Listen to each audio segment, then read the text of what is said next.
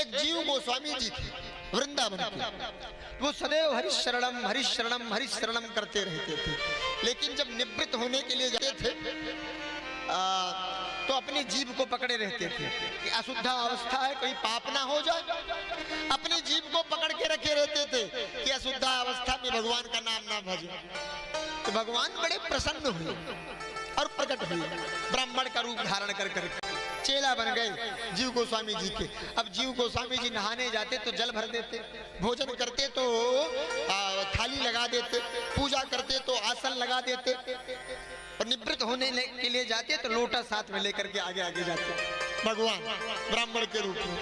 एक दिन ऐसे पूछ लिए कौतूहल भगवान ने ब्राह्मण के रूप में कि बाबा एक बात बताओ, आप वैसे तो सदैव भगवान का भजन करते हो, हरिशरणम करते हो, क्यों करते हो?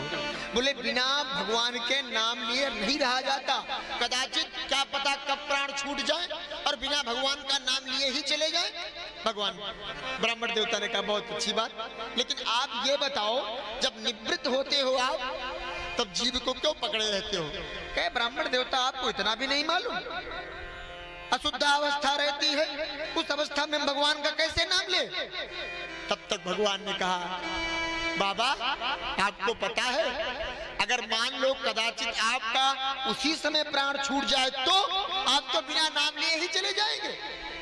जीव गोस्वामी की आंखें खुल गई, कौन हो आप? पहचान गए, ये बड़ी बात है, ऐसे कोई साधारण व्यक्ति नहीं कर सकता, आप कौन हो? भगवान तुरंत अपने स्वरूप में आए, कहा जीव गोस्वामी प्रसन्न हो गए, देख करके चरणों में लेट गए। जीव गोस्वामी जी को भगवान बता कहते हैं कि भगवान का नाम सदैव लेना चाहिए भैया, उठते बैठते खाते पीते सोते भागते दौड़ते भगवान का नाम लीजिए, कैसे भी लो, लेकिन लो भगवान को, खा के भी लो पी के लो, कैसे भी लो, भगवान का नाम सदैव होना चाहिए। भगवान शुद्ध अवस्था अशुद्ध अवस्था, देखो ध्यान अलग विषय हो गया, नाम अलग विषय हो गया, हा? नाम अलग विषय हो गया। इसलिए अंते यामति सागति, लोग कहते हैं महाराज अंत में जिसका आप स्मरण करके मरोगे दूसरे जन्म में उसी रूप में जन्म लोगे।